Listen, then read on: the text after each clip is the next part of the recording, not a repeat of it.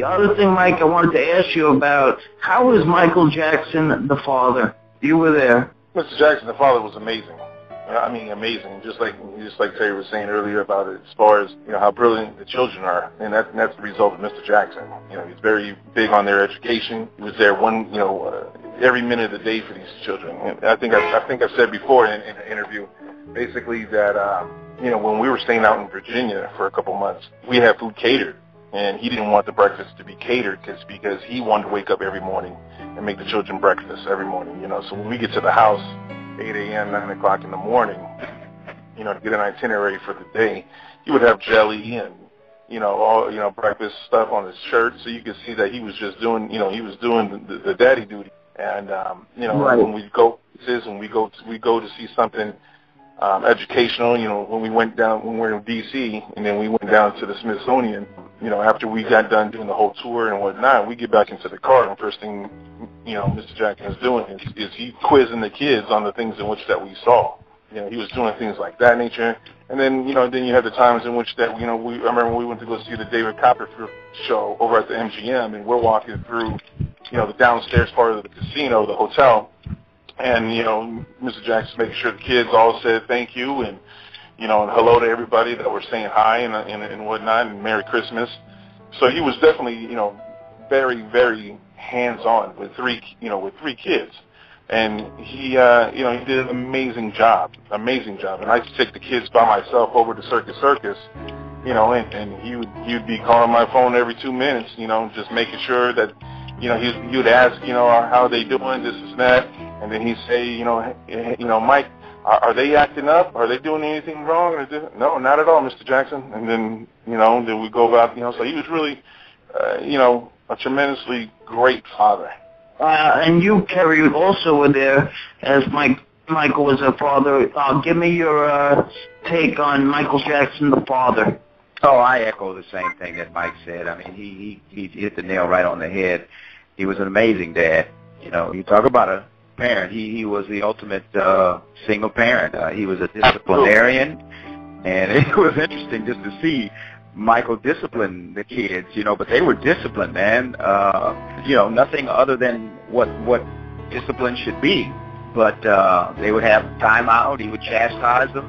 Blanket was notorious for getting, his little chastisement, but they were awesome. But as far as education, I have seen those kids, especially Prince. I have seen Prince sit up and read a book. I saw him sit on a staircase and just read a book for hours, and he was like, this is no big deal, It was amazing. He's an amazing dad. He loved those kids. He had fun with them. It's interesting. I saw him, he was into their physical fitness as well. I saw Prince in Paris on a treadmill one morning. We were working out in Bahrain. I got up early one morning. I usually got up early and tried to get up early so they would have the place to themselves so much.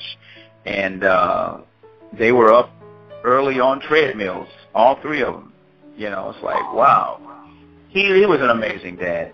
He really was. That's all I can say about it, And I just want to add in also, just from working with other celebrities and stuff, and Mr. Jackson definitely was doing and being a lot more involved with his children than some of the people in which I've seen in Hollywood and whatnot. And that really speaks volumes about him, And he didn't want them to grow up to be, spoiled. He didn't want them to be, he wanted to be polite. He wanted them to show manners. He was really big on really molding these children to be great kids. And Kerry, that's what he was basically, right? A good father. Oh yeah, well I try to be. I'm gone a lot, but I'm gonna always be here for mine. I got a little grandson now, so I tell you, Michael is a model. He was a model dad from what I saw. I tell you, he was my dad. I look up to my dad, and I raised my children like I saw my dad, but I also raised my kids like Michael raised his. Michael was an awesome dad. He really was. You got the biggest star in the world. Like I said, I've worked for other entertainers that were not as big as Michael, but they were well known, and they treated their kids like crap. I could tell you some stories where I won't go into them, but it is ugly. I mean, the nannies serious? basically raised the kids. You know, I don't even know why these people had kids, the way they were treating these kids, because the nannies would virtually raise these kids. You know, it was, the kids were like a showpiece for the celebrity when, you know, they wanted to go out and do the, you know, red carpet or whatever with them. But as far as actually raising the kid and providing a balanced, wholesome life for him, Michael was exemplary with that. You know, he really was. I agree. And, yes, you agree with that, Mike? Absolutely. Absolutely. I mean, just amazing. Just, like he said, as far as, like, you know, your single father, he above and beyond. Above and beyond. I mean, he just definitely the model single father who just did everything, you know, and I wish people could have saw that about him, and I'm sure the kids, you know, they probably look back upon that a lot, you know, just how involved he was with them and how patient he was with them, and, you know, especially with, you know, Little Blanket, and he was just so, you know, so nurturing and so caring and just really, really great people. Okay, the next topic, as we hear though, but Terry, can you share on this 56th birthday of Michael Jackson a memory that warms to your heart on this day of his birthday? Can you share that with our listeners? Yeah, one thing that, you know, I'll never forget as long as I live, it was a Christmas.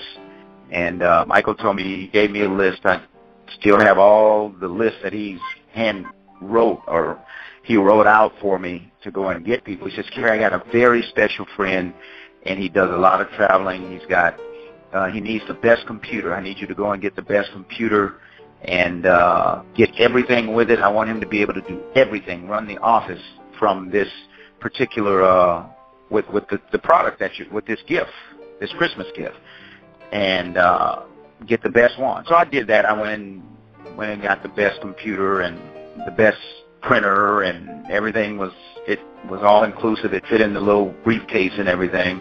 And he said, make sure you wrap it real good too. Put a beautiful wrapping on it, and then, you know, we'll just give it to him on Christmas. Well, it was coming up on Christmas, and I lived actually an hour and a half, about 2 hours from where we were at the time. And he told me he wanted me to go home and be home with my family for Christmas, and he was going to be at, you know, Neverland, and everything was going to be okay. He says, if I need you, I can get back there in 45 minutes or so. Well, anyway, so we exchanged gifts. Actually, I didn't exchange gifts because I got him cards and the kids' cards, but when I left, the kids came up to me with that box, and that computer that he bought was from me. And I'll never will forget that, because he described me as, you know, a special friend of his. So that gift that I purchased, that I went out and got, and Michael told me to get was actually mine.